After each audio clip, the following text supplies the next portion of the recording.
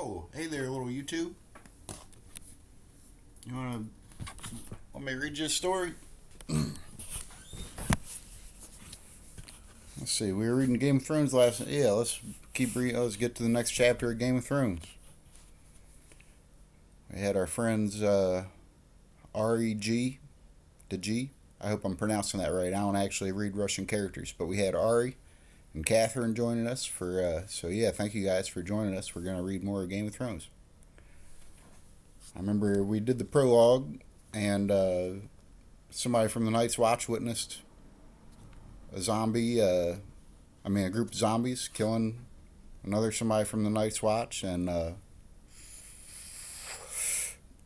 then chapter one, we got introduced to most of the Stark boys and their newfound wolf pups, and they had executed what may or may not have been the guy from the first chapter who saw the zombies, because he had abandoned his post at the Night's Watch. So the next chapter is about CATELYN,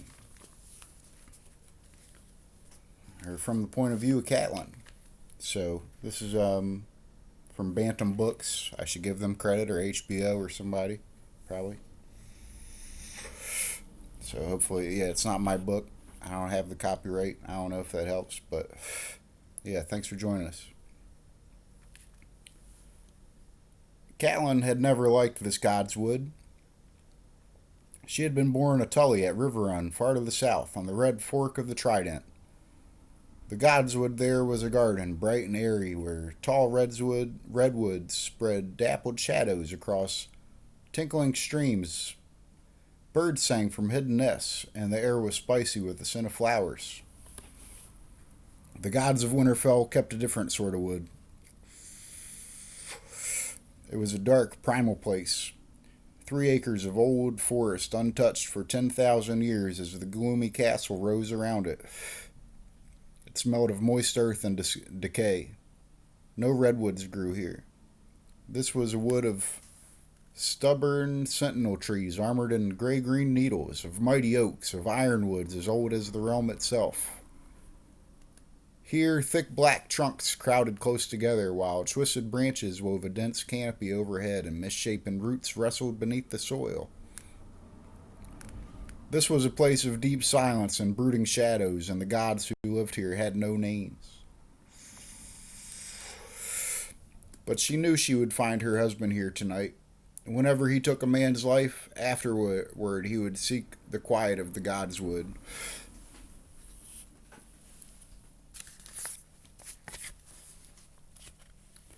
CATELYN had been anointed with 7 oils, and named in the rainbow of light that filled the sept of Riverrun.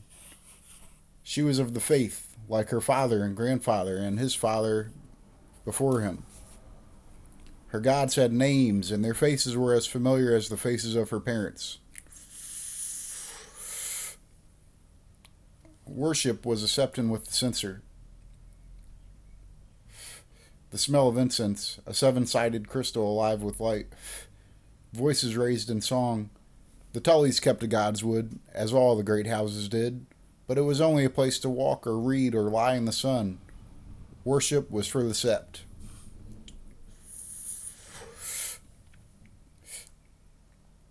For her sake, Ned had built a small sept where she might sing to the 7 faces of God. But the blood of the first men still flowed in the veins of the Starks, and his own gods were the old ones, the nameless, faceless gods of the greenwood they shared with the vanished children of the forest.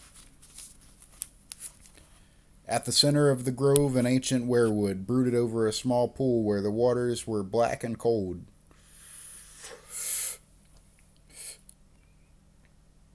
The hot tree, Ned called it. The weirwood's bark was white as bone, its leaves dark red like 1,000 blood-stained hands. A face had been carved in the trunk of the great tree, its features long and melancholy, with deep-cut eyes, red with dried sap and strangely watchful. They were old, those eyes, older than Winterfell itself. They had seen Brandon the Builder set the first stone, if the tales were true. They had watched the castle's granite walls rise around them. It was said that the children of the forest had carved the faces in the trees during the dawn centuries before the coming of the first men across the narrow sea.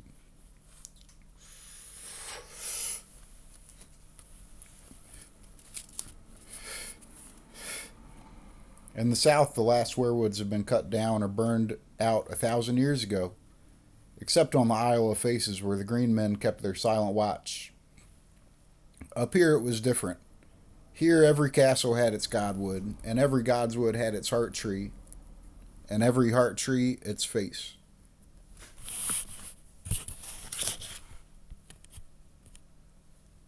Just trying to make sure you guys can hear me.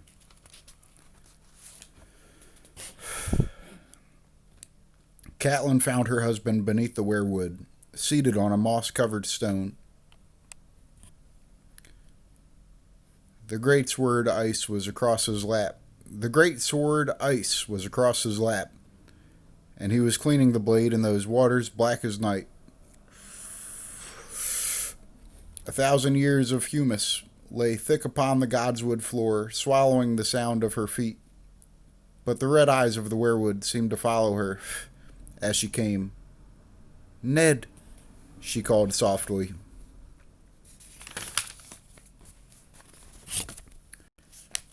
He lifted his head to look at her. "CATELYN," he said. His voice was distant and formal. "Where are the children?" He would always ask her that. "In the kitchen, arguing about names for the wolf pups." She spread her cloak on the forest floor and sat beside the pool, her back to the weirwood. She could feel the eyes watching her, but she did her best to ignore them. "Arya is already in love, and Sansa is charmed and gracious, but Rickon is not quite sure." "Is he afraid?" Ned asked. "A little," she admitted. "He is only 3. Ned frowned. "He must learn to face his fears.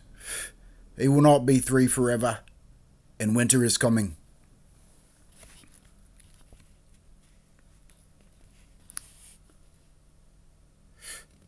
Sorry. "Yes," CATELYN agreed. The words gave her a chill, as they always did. The Stark words. Every noble house had its words. Family mottos, touchstones, prayers of sorts. They boasted of honor and glory, promised loyalty and truth, swore faith and courage.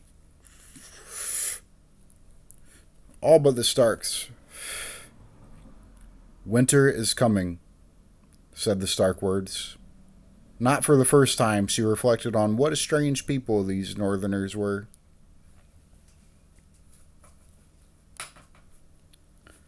"The man died well.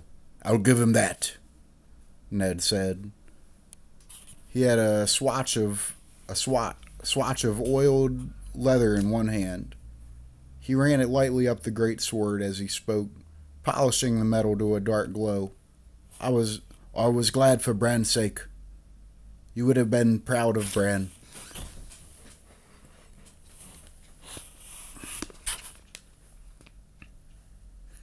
"I am always proud of Bran," CATELYN replied, watching the sword as he stroked it.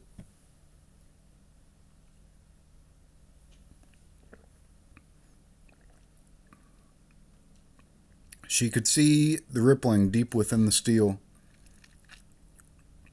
where the metal had been folded back on itself 100 times in the forging. CATELYN had no love for swords, but she could not deny that ice had its own beauty. It had been forged in Valyria before the doom had come to the old freehold, when the ironsmiths had worked their metal with spells as well as hammers. 400 years old it was, and as sharp as the day it was forged. The name it bore was older still, a legacy from the Age of Heroes, when the Starks were kings in the north.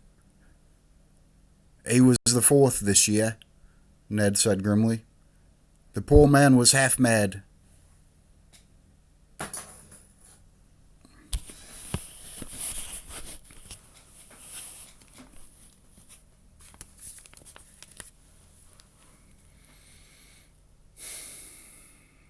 Sorry.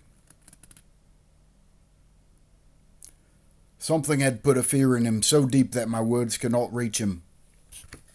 He sighed. Ben writes that the strength of the Night's Watch is down below 1,000. It's not only desertions, they are losing men on rangings as well. Is it the wildlings? She asked. Who else? Who else? Sorry. Ned lifted ice, looked down the cold steel length of it. And it will only grow worse. The day may come when I will have no choice but to call the banners and ride north to deal with this king beyond the wall, for good and all. Beyond the wall? The thought made CATELYN shudder. Ned saw the dread on her face. Mance Rayder is nothing for us to fear. There were darker things beyond the wall. She glanced behind her at the heart tree, the pale bark and red eyes watching, listening, thinking its long, slow thoughts. His smile was gentle. You listen to too many of old Nan's stories. The others are as dead as the children of the forest. Gone 8,000 years. Maester Lewin will tell you they never lived at all. No living man has ever seen one. Until this morning, no living man had ever seen a direwolf either, CATELYN reminded him. I ought to know better than to argue with a Tully, he said with a rueful smile. He slid ice back into its sheath. You did not come here to tell me crib tales. I know how little you like this place. What is it, my lady? CATELYN took her husband's hand. There was grievous news today, my lord. I did not wish to trouble you until you had cleansed yourself. There was no way to soften the blow, as she told him straight. I am so sorry, my love. John Arryn is dead. His eyes found hers, and she could see how hard it took him, as she had known it would, and his youth Ned had forested at the Eyrie. Eyrie? He had fostered at the Eyrie, and the childless Lord Arryn had become second father to him and his fellow ward, Robert Baratheon.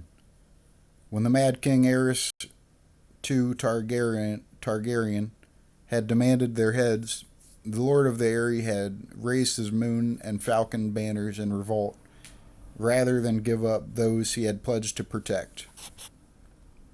And one day, 15 years ago, the second father had become a brother as well, as he and Ned stood together in the sept at Riverrun to wed two sisters, the daughters of Lord Hoster Tully.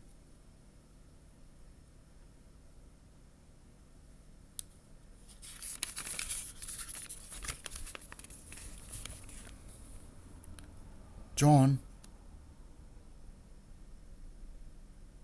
he said, is this news certain? It was the king's seal, and the letter is Robert's own hand. I saved it for you. He said Lord Arryn was taken quickly. Even Maester Pycelle was helpless, but he brought him the milk of the poppy, so John did not linger long in pain. That is some small mercy, I suppose, he said. She could see the grief on his face, but even then he thought first of her. Your sister, he said, and John's boy. What word of them? The message said only that they were well and had returned to the Eyrie.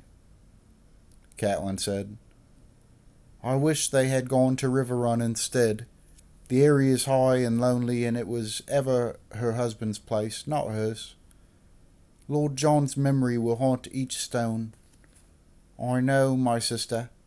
She needs the comfort of family and friends around her. Your uncle waits in the Vale, does he not? John named him King of the Gate, I'd heard. Catelyn nodded. Brynden will do what he can for her, and for the boy. That is some comfort, but still. Go to her, Ned urged. Take the children. Fill her halls with noise and shouts and laughter. That boy of hers needs other children around about him, and Liza should not be alone in her grief. Would that I could, Catelyn said. The letter had other tidings. The king is riding to Winterfell to seek you out. It took Ned a moment to comprehend her words. But when the understanding came, the darkness left his eyes. Robert is coming here? When she nodded, a smile broke across his face. Catelyn wished she could share his joy, but she had heard the talk in the yards. A direwolf dead in the snow, a broken antler in its throat. Dread coiled within her like a snake, but she forced herself to smile at this man she loved. This man who put no faith in signs. I knew that would please you, she said. We should send word to your brother on the wall. Yes, of course, he agreed. Ben will want to be here. I shall tell Maester Lewin to send his swiftest bird. Ned rose and pulled her to her feet. Damnation, how many years has it been? And he gives us no more notice than this. How many in his party? Did the message say? I should think 100 knights at the least, with all their retainers, and half again as many free riders. Cersei and the children travel with them. Robert will keep an easy pace for their sakes, he said. It's just as well. That will give us more time to prepare. The Queen's brothers are also in the party, she told him. Ned grimaced at that. There was small love between him and the Queen's family, Catelyn knew. The Lannisters of Casterly Rock had come late to Robert's cause when victory was all but certain, and he had never forgiven them. Well, if the price for Robert's company is an infestation of Lannisters, so be it. It sounds as though Robert is bringing half his court. Where the king goes, the realm follows, she said. It will be good to see the children. The youngest was still sucking at his Lannister woman's teat the last time I saw him. He must be, 5 now? Prince Tommen is 7, she told him. The same age as Bran. Please, Ned, guard your tongue. The Lannister woman is our queen, and her pride is said to grow with every passing year. Ned squeezed her hand. There must be a feast, of course, with singers, and Robert will want to hunt. I shall send Jory south with an honor guard to meet them on the King's Road and escort them back. Gods, how are we going to feed them all? On his way already, you said. Damn the man, damn his royal hide.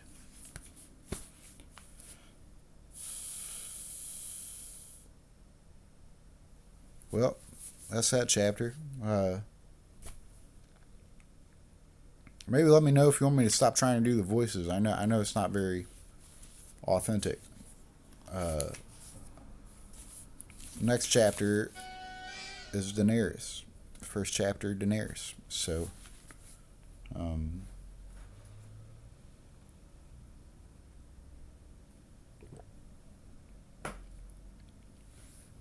thanks for watching.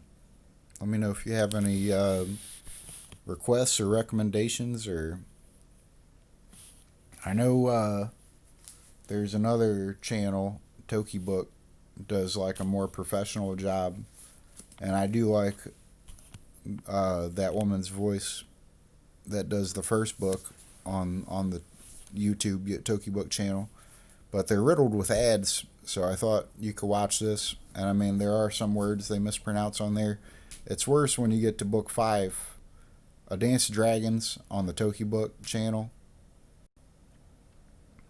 It's like, it skips stuff. They don't do the prologue on there. They mispronounce words all the time, which I didn't even realize how OCD I would have been about that. But I like the the reader on the first book better, so it feels a little redundant for me to be on here, but at least it's not an ad all the time.